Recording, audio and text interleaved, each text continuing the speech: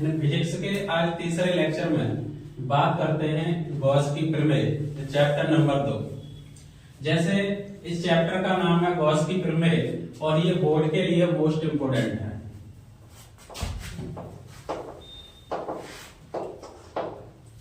तो गॉस की प्रमेय में सबसे पहले बात करेंगे घनकोण की कि घनकोण होता क्या है।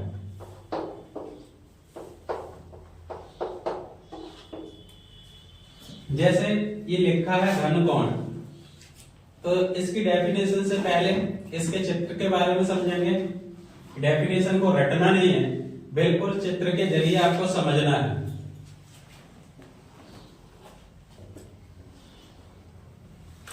जैसे आप देख रहे हैं एक ये गोलीय पृष्ठ है। अब ये जब गोलीय पृष्ठ है तो ये इसका पूरा संपूर्ण एरिया है।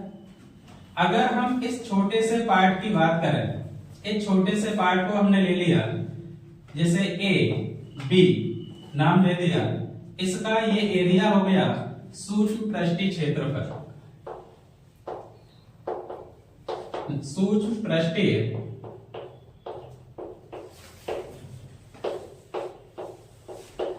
क्षेत्रफल।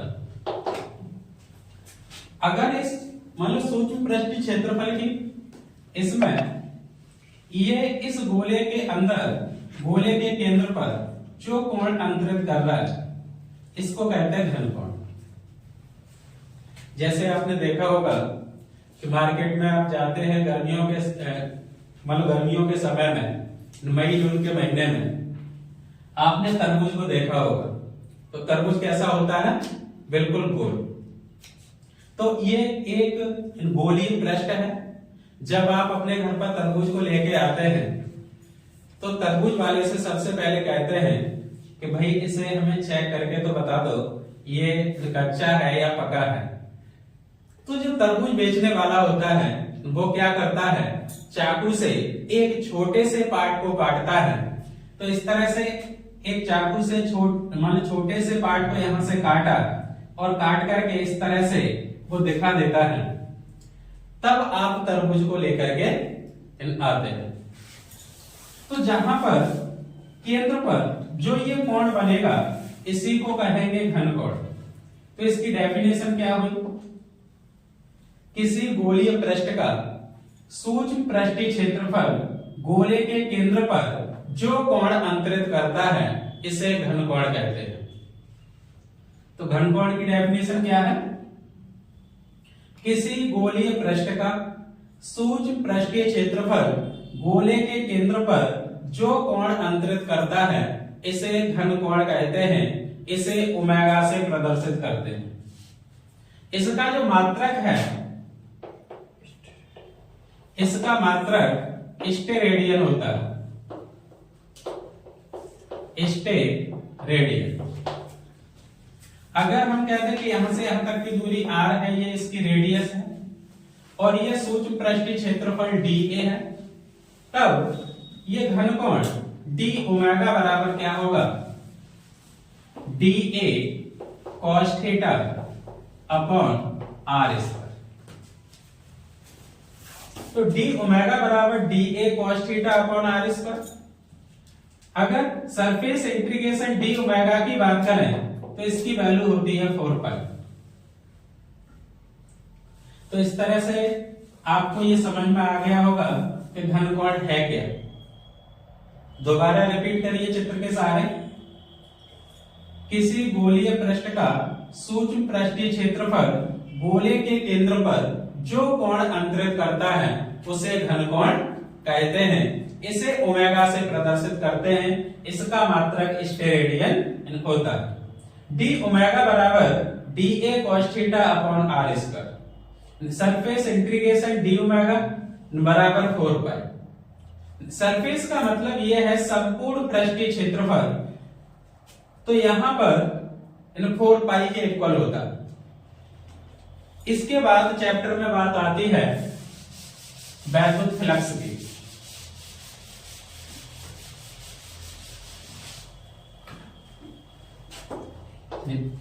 वैद्युत फ्लक्स।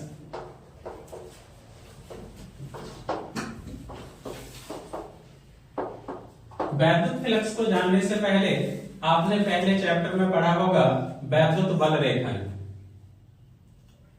वैद्युत फ्लक्स होता क्या है? जैसे ये मान लीजिए कोई वैद्युत क्षेत्र है, हमने किसी वैद्युत क्षेत्र की कल्पना कर ली, तो ये एक वैद्युत क्षेत्र बन गया।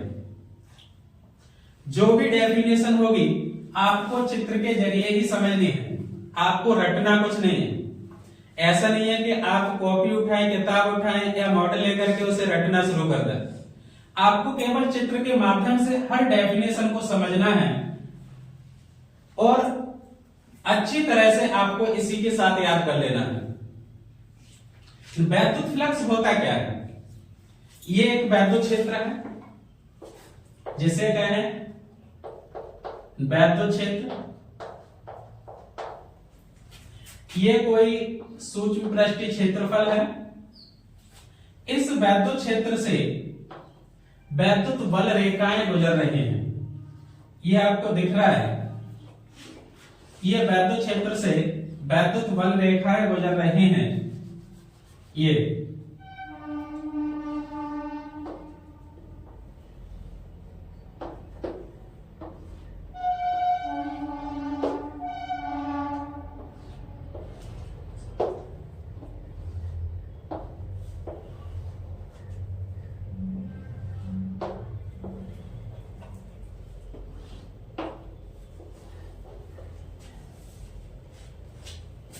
वैद्युत क्षेत्र E है।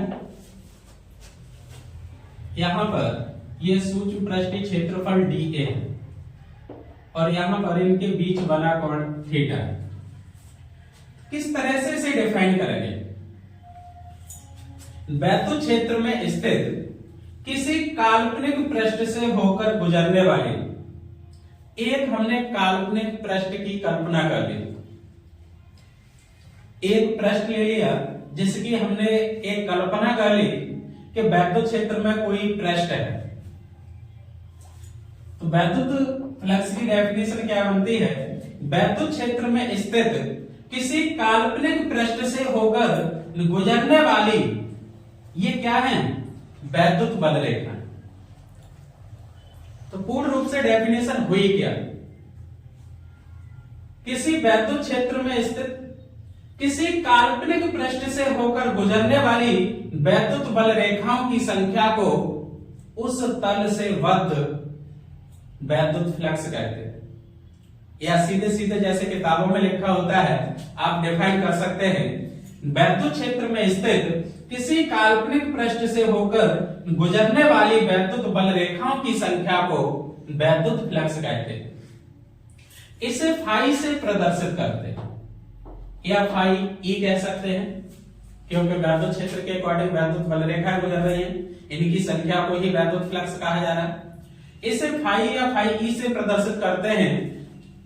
फाई ई बराबर होता है vector E dot vector D A.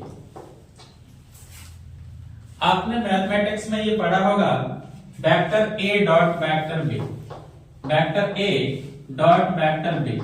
Vector A dot vector B होता क्या है? ये होता है ए बी कॉस थीटा। ऐसे ही अगर हम इसे डिफाइन करें तो क्या हो जाएगा? फाई ई बराबर ई डी ए कॉस थीटा। अब बात करते हैं इसके मात्रक की कि वैद्युत फ्लक्स का मात्रक क्या होता है। तो इसका मात्रक होता है वैद्युत क्षेत्र का मात्रक न्यूटन प्रति कूलम, क्षेत्रफल का मात्रक मीटर स्क्वायर। तो पूर्ण रूप से मात्रक बना क्या? न्यूटन मीटर स्क्वायर प्रति कूलम। तो लिखेंगे क्या पूर्ण रूप से? न्यूटन मीटर स्क्वायर प्रति कूलम। वैद्युत फ्लक्स का जो मात्रक होता है न्यूटन मीटर स्क्वायर प्रति कूलम होता है। लेकिन इसका एक और मात्रक होता है जिसे कहते हैं वोल्ट मीटर। Volt meter. अब छात्र छात्र करते क्या है? जैसे मात्रक को लिखा दिया जाता है बस उसी के अकॉर्डिंग याद कर लेते हैं। अगर आपसे पूछ ली जाए कि बेटा ये बताइए कि ये वोल्ट मीटर मात्रक है, कैसे बना, क्या कोई बता सकता है आप में से कि इसे वोल्ट मीटर मतलब क्यों कह रहे हैं? यहां से आपने पहले चैप्टर में वैद्युत क्षेत्र यानी ई का मात्रक अच्छे से पढ़ा था कि ई का सूत्र क्या था, बल अपॉन कूलम। तो इसका मात्रक था न्यूटन प्रति कूलम। इसे आप जानते ही हैं डीए है, यानी किसी पृष्ठ का क्षेत्रफल, और क्षेत्रफल का मात्रक मीटर स्क्वायर होता है। तो यहां से आपने मीटर स्क्वायर और लिख दिया, इसलिए इसका मात्रक कहने लगे न्यूटन मीटर स्क्वायर प्रति कूलम। लेकिन हम बात कर रहे हैं वोल्ट मीटर कैसे कह रहे हैं इसे। आपने पहले चैप्टर में खूब पढ़ा कि वैद्युत क्षेत्र की तीव्रता, तो वैद्युत क्षेत्र की तीव्रता intensity of the electric field, इसका जो मात्रक आपने देखा न्यूटन प्रति कूलम हो रहा था। लेकिन वैद्युत क्षेत्र का मात्रक एक और होता है जिसे कहते हैं वोल्ट प्रति मीटर। वैद्युत क्षेत्र का एक और मात्रक होता है वोल्ट प्रति मीटर। अब इस वोल्ट प्रति मीटर को यहां रख के देखिए, ई का मात्रक तो ये होगा वोल्ट प्रति मीटर, क्षेत्रफल का मात्रक इंटू मीटर स्क्वायर, एक स्क्वायर से ये मीटर कैंसिल, तो बचा क्या, वोल्ट मीटर। इस तरह से वैद्युत फ्लक्स का दूसरा मात्रक होता है। अब चर्चा करते हैं गॉस की प्रमेय की, जो बोर्ड परीक्षा के लिए 2024 के लिए मोस्ट इंपोर्टेंट क्वेश्चन है, और उम्मीद है जो गॉस की प्रमेय है ये 2 या 3 नंबर में आए।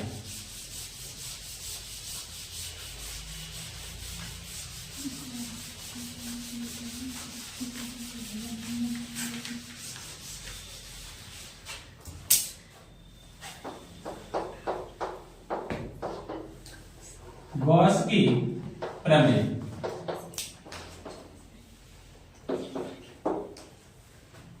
छात्र क्या करते हैं इसमें भी, जैसे किसी का नियम आया, किसी की प्रमेय आई, छात्र अपनी भाषा में उसे बनाने का प्रयास करते हैं।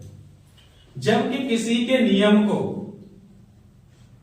आप बना नहीं सकते। जब किसी ने कोई नियम बना दिया, आपको जैसे का तैसा ही आपको लिखना होगा। तो जो गॉस की प्रमेय है, जो गॉस साहब थे, इन्होंने भी एक अपना नियम बनाया। इन्होंने अपने नियम में क्या कहा, जैसे एक बंद पृष्ठ ले लिया, एक बंद पृष्ठ ले लिया। इस बंद पृष्ठ में उन्होंने आवेशों को रखा, इसके बाहर भी आवेश लिए,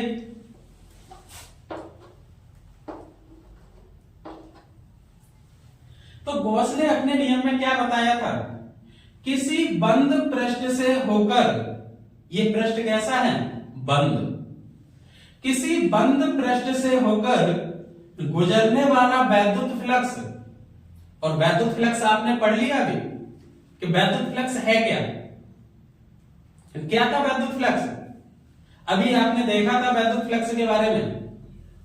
वैद्युत क्षेत्र में स्थित किसी काल्पनिक पृष्ठ से होकर गुजरने वाली वैद्युत बल रेखाओं की संख्या को वैद्युत फ्लक्स कह रहे थे। लेकिन हम गॉस के नियम में क्या कह रहे हैं, किसी बंद पृष्ठ से होकर गुजरने वाला वैद्युत फ्लक्स, उसमें उपस्थित कुल आवेश का 1/ε0 गुना होता है। कहने का मतलब है क्या, फाई ई वैद्युत फ्लक्स इस बंद पृष्ठ में उपस्थित कुल आवेश का कुल सिग्मा क्यू, यानी किसी बंद पृष्ठ में उपस्थित कुल आवेश का 1/ε0 गुना होता है, 1/ε0। ये गॉस साहब ने अपनी प्रमेय में लिखा है, जहां जो एप्सिलॉन नॉट है, ये सिग्मा है। सिग्मा एक ग्रीक भाषा का अक्षर है, ग्रीक भाषा का अक्षर है। इसे सभी छात्र जानते होंगे, 9th 10th में सबने पढ़ा होगा, मैथमेटिक्स में इसका यूज हुआ था। सिग्मा का अर्थ होता है जोड़ना। तो जहां सिग्मा क्यू लिखा है, सिग्मा क्यू, सिग्मा क्यू का मतलब क्या है? कुल आवेश। तो टोटल आवेश कितना है? Q1 plus Q2 plus Q3। और छात्र क्या करते हैं, जो बाहर है उन आवेशों को भी ऐड कर लेते हैं। ऐसा नहीं है, गॉस साहब ने बंद पृष्ठ की बात की, तो इस बंद पृष्ठ के अंदर जितना आवेश होगा केवल आप उसको ही लिखेंगे। तो शायद उम्मीद है ये गॉस की प्रमेय आपको अच्छे से याद हो गई होगी। गॉस का नियम या गॉस की प्रमेय। तो गॉस साहब ने अपने नियम में क्या बताया? इस नियम के अनुसार किसी बंद पृष्ठ से होकर गुजरने वाला वैद्युत फ्लक्स उसमें उपस्थित कुल आवेश का 1/एप्सिलॉन गुना होता है। फाई ई बराबर सिग्मा क्यू अपॉन एप्सिलॉन। ये गॉस की प्रमेय है। अब बात आती है कि यहीं पर अगर एक नंबर में ये आता तो इस प्रमेय को अच्छे प्रकार से आप लिख देते, 1 नंबर आपको मिल जाता। लेकिन क्वेश्चन इतना ही नहीं पूछता, कहता है गॉस की प्रमेय को सिद्ध कीजिए जो आपने लिखा फाई ई बराबर सिग्मा क्यू या क्यू 1/एप्सिलॉन। ये जो आपने लिखा Q/एप्सिलॉन, इसे प्रूव करके दिखाइए कि ये वाकई में होती है चीज या नहीं। तो इसे सिद्ध करने के लिए आपको सबसे पहले चित्र के बारे में समझना होगा। तो सबसे पहले एक बंद पृष्ठ की हम कल्पना करते हैं। हमने एक बंद पृष्ठ ले लिया। अब हमने कहा कि ये जब बंद पृष्ठ है तो इसका ये केंद्र है जिसे O, और इस केंद्र पर एक प्लस क्यू आवेश रख दिया, और यहां से कहा कि इसकी जो रेडियस है R है, या इससे स्मॉल r दूरी पर एक कोई सूक्ष्म पृष्ठीय क्षेत्रफल, छोटा सा एरिया जिसे आप dA कह सकते हैं। तो यहां पर यह कोई ना कोई कोण बना रहा होगा इस तरह से, जिसे आप d ओमेगा बोल सकते हैं। अब प्लस क्यू आवेश के कारण आप जानते हैं कि यहां पर कोई बिंदु P है तो वैद्युत क्षेत्र बाहर की ओर होगा लंबवत, तो ये वैद्युत क्षेत्र E हो गया। और सूक्ष्म पृष्ठीय क्षेत्रफल वेक्टर dA मान लेते हैं, और इनके बीच का कोण हमने मान लिया थीटा। तो किसी चित्र को बनाने से पहले उसके बारे में लिखना आवश्यक है। क्या लिखेंगे? माना O केंद्र वाला एक गोलीय पृष्ठ है, या O केंद्र वाला एक वृत्त है जिसके केंद्र पर प्लस क्यू आवेश स्थित है।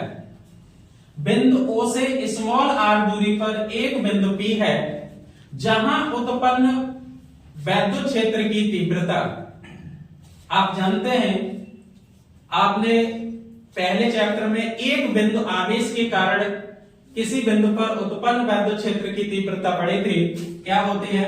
E बराबर 1/4 pi epsilon into Q upon r square. इसे समीकरण 1 कह दिया। पुनः सुनिए दोबारा, है क्या? माना O केंद्र वाला एक बंद पृष्ठ है जिसके केंद्र पर प्लस क्यू आवेश स्थित है। बिंदु O से स्मॉल r दूरी पर एक बिंदु P है जहां उत्पन्न वैद्युत क्षेत्र या वैद्युत क्षेत्र की तीव्रता E बराबर 1/4 pi epsilon Q upon r square. इसे इक्वेशन फर्स्ट। अब ये सूक्ष्म पृष्ठीय क्षेत्रफल है, तो लिखेंगे सूक्ष्म पृष्ठीय क्षेत्रफल, सूक्ष्म पृष्ठीय क्षेत्रफल वेक्टर डीए से होकर गुजरने वाला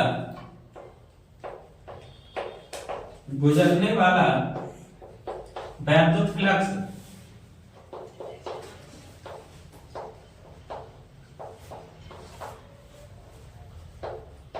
वैद्युत फ्लक्स कितना होगा,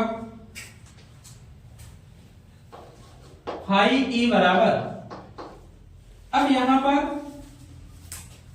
सूक्ष्म पृष्ठीय क्षेत्रफल डीए छोटे से एरिया द्वारा, जब छोटा सा हमने पृष्ठ लिया है तो वैद्युत फ्लक्स भी कैसा उत्पन्न होगा, छोटा सा ही, तो इसे डेरिवेटिव करते हैं, तो ये हो गया डी फाई ई, तो डी फाई ई बराबर vector E dot vector D ए, इसे आप जानते हैं ए डॉट बी, अभी आपने देखा था, डी फाई ई बराबर ई डी ए कॉस थीटा।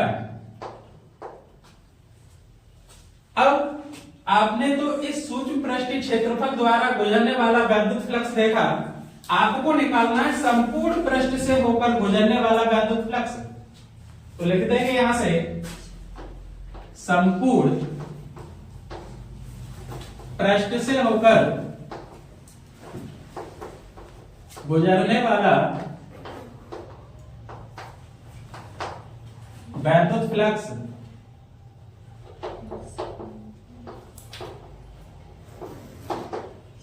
कितना हो जाएगा, फाई ई बराबर surface integration D phi E, यहां जो डेरिवेटिव था इसका समाकलन कर दिया इंटीग्रेशन, यानी कुल वैद्युत फ्लक्स, तो फाई ई बराबर सरफेस इंटीग्रेशन, या इंटीग्रेशन आप लगा सकते हैं D phi E, D phi E की वैल्यू यहां पर उठा करके रख दीजिए, क्या हुआ, फाई ई बराबर surface integration E D A cos theta. अब समीकरण 1 से लिखेंगे, समीकरण 1 से, समीकरण 1 में E का मान दिया है 1/4 pi epsilon not Q upon R square, E की जगह रख दीजिए वैल्यू, फाई E बराबर surface integration 1/4 pi epsilon not Q upon R square D A cos theta. अब यहां सरफेस इंटीग्रेशन किसका कर रहे हैं, सूक्ष्म पृष्ठीय क्षेत्रफल का, क्योंकि ये छोटा सा एरिया हमने जो काटा था, एक प्लॉट लिया छोटा सा, अब हमें संपूर्ण पृष्ठीय क्षेत्रफल एरिया चाहिए, तो Q को और 1/4 पाई एप्सिलॉन नॉट को अलग निकाल दीजिए, फाई E बराबर Q upon 4 pi epsilon not surface integration D A cos theta upon R square. ये सबसे पहले आपने स्टार्टिंग में पढ़ा घन कोण, तो ये घन कोण ही लिखा है, आप जानते हैं यहां पर डी ओमेगा बराबर क्या होता है, D A cos theta upon R square, जहां D A cos theta upon R square लिखा हुआ है उसकी जगह डी ओमेगा रख दीजिए, कितना आएगा, पाई ई बराबर Q upon 4 pi epsilon not surface integration D omega, इसकी जगह जो वैल्यू आई डी ओमेगा, और इसे आप जानते हैं सरफेस इंटीग्रेशन डी ओमेगा बराबर 4 पाई, तो जहां सरफेस इंटीग्रेशन डी ओमेगा लिखा है उसकी जगह 4 पाई रख दीजिए, कितना बनेगा, पाई ई बराबर Q upon 4 pi epsilon into 4 पाई, 4 पाई से 4 पाई कैंसिल, फाई ई बराबर Q अपॉन एप्सिलॉन।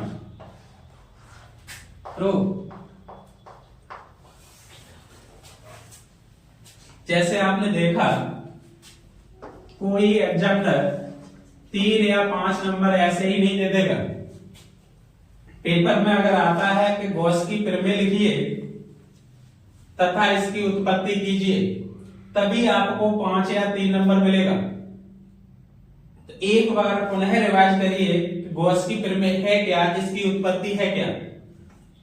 तो गॉस साहब ने बताया था किसी बंद पृष्ठ से होकर गुजरने वाला वैद्युत फ्लक्स उसमें उपस्थित कुल आवेश का 1 अपॉन एप्सिलॉन गुना होता है, यानी फाई ई बराबर 1 अपॉन एप्सिलॉन इनटू क्यू।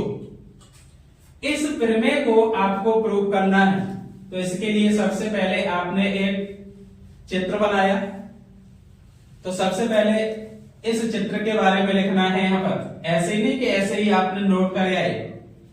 आपको जब बोर्ड में लिखना है फिगर बनाने के बाद इसके बारे में लिखिए, उसके बाद नोट कीजिए, तब कहीं आपको पूरा नंबर मिलेगा।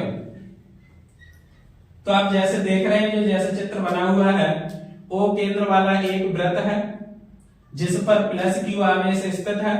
इससे स्मॉल आर दूरी पर एक बिंदु पी है जहां उत्पन्न वैद्युत क्षेत्र की तीव्रता E बराबर 1 upon 4 pi epsilon Q upon R square. Equation first. अब ये छोटा सा जो एरिया है इसके बारे में, सूक्ष्म पृष्ठीय क्षेत्रफल, ये लिखा है सूक्ष्म पृष्ठीय क्षेत्रफल डीए से होकर गुजरने वाला वैद्युत फ्लक्स। अब छोटे से एरिया से कितना फ्लक्स गुजर सकता है आप जानते हैं, एक बड़ा एरिया और एक छोटे से एरिया से, तो छोटा सा ही फ्लक्स गुजरेगा। तो आपने देखा कि सूक्ष्म पृष्ठीय क्षेत्रफल डीए से होकर गुजरने वाला वैद्युत फ्लक्स कितना हो गया, डी फाई ई बराबर vector E dot vector DA. इसे जानते हैं ई डॉट डीए क्या होता है, तो डी फाई ई बराबर डीए कॉस थीटा। अब हमें चाहिए इस संपूर्ण पृष्ठ से होकर गुजरने वाला वैद्युत फ्लक्स। तो यहां लिख दिया हमने संपूर्ण पृष्ठ से होकर गुजरने वाला वैद्युत फ्लक्स, फाई ई बराबर इंटीग्रेशन डी फाई ई। जो डी फाई ई था डेरिवेटिव, उसका हमने इंटीग्रेशन कर दिया, तो इसका मींस क्या हो गया कि संपूर्ण पृष्ठ से होकर गुजरने वाला वैद्युत फ्लक्स आ गया। जैसे एक छोटा सा पार्ट ये है, ऐसे ही छोटा सा प्लॉट यहाँ पर काट लिया, एक प्लॉट यहाँ पर काट लिया, एक प्लॉट यहाँ पर काट लिया। इस छोटे छोटे प्लॉटों को अगर हम जोड़ते जाएं तो इसका मतलब होता है इंटीग्रेशन। तो यहाँ आप देख रहे हैं फाई ई बराबर surface integration D phi E. D phi E की वैल्यू उठा करके यहां से आपने रख दी E D A cos theta, ये रखी हुई है। समीकरण 1 से इसकी वैल्यू रख दीजिए उठा करके, ई बराबर 1 upon 4 pi epsilon Q upon R square. तो इसकी जगह आपने ये वैल्यू रख दी, तो फाई ई बराबर surface integration 1 upon 4 pi epsilon Q upon R square D A cos theta. अब आप देख रहे थे यहाँ छोटे छोटे से प्लॉट काट रहे थे, ये भी डीए था, ये भी डीए था, सबको मिला दिया, तो आप केवल डीए का इंटीग्रेशन करेंगे। तो यहाँ आपने फाई ई बराबर क्यू अपॉन 4 पाई एप्सिलॉन को बाहर ले लिया, तो ये बना surface integration D A cos theta upon R square. इसे आपने पढ़ा अभी, सबसे पहला क्वेश्चन यही था कि घनकोण D A cos theta upon R square बराबर क्या था, डी ओमेगा, और इसकी जगह आपने डी ओमेगा रख दिया। और ये भी नोट करके बताया कि सरफेस इंटीग्रेशन डी ओमेगा बराबर क्या होता है, 4 पाई। तो इसकी जगह आपने 4 पाई रख दिया, 4 पाई से 4 पाई कैंसिल, तो फाई ई बराबर क्यू अपॉन एप्सिलॉन। ये भी गॉस का नियम था। अब मैं आशा करता हूं कि आपको अगर मेरा ये वीडियो अच्छा लगा हो तो वीडियो को लाइक और सब्सक्राइब जरूर कर दें।